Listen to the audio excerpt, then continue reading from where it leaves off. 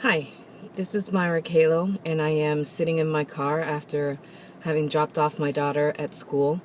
And we were listening to the news, and it occurs to me that I need to send a message regarding the anti-immigrant, xenophobic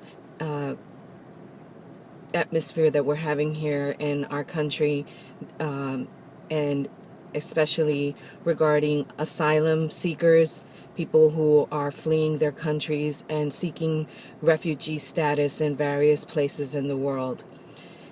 To the people who say, immigrants, go home, immigrants, we don't want you here. Remember this poem written by Warsan Shire.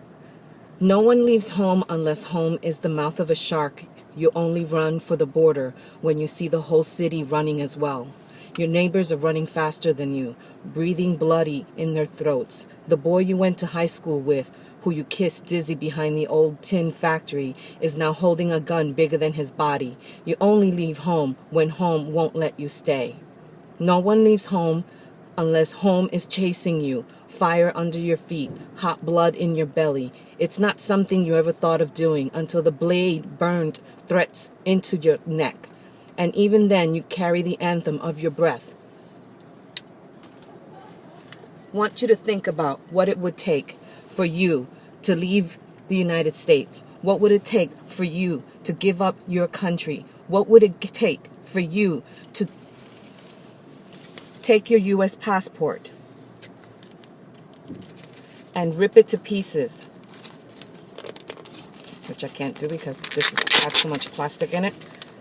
What would it take for you to do this? Huh? What would it take?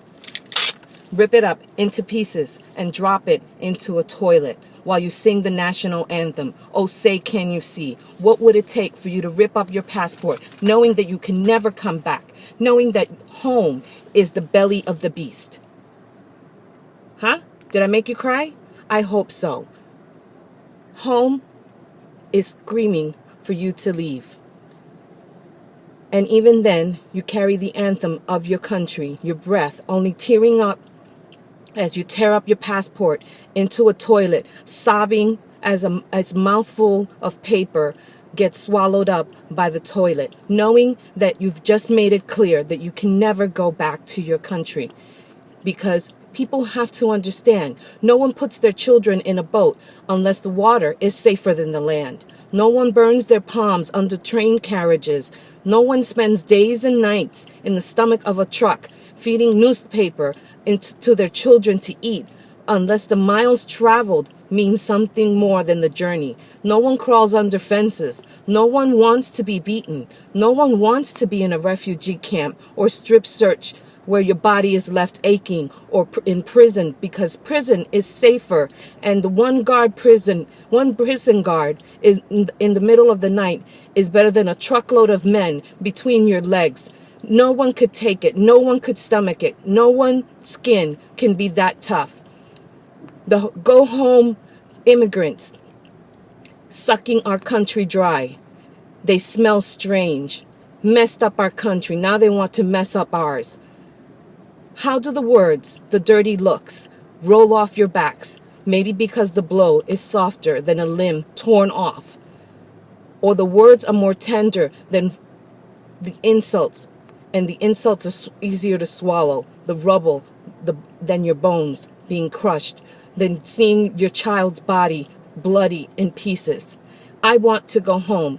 The refugee says, I want to go home. But home is the mouth of a shark.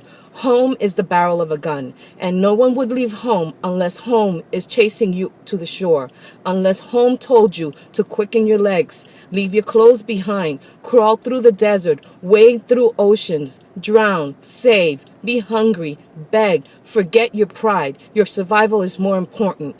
No one leaves home unless home is a sweaty voice in your ear saying, leave. Run away. Run away from me now. I don't know what I've become, but I know that anywhere is safer than home. Remember that. What would it take for you to rip up your passport and stop being an American? What would it take? Put yourself in the asylum seeker's place. Now think about that. I hope you cried, because there are tears being shed by refugees all over the country and all over the world. That's my message.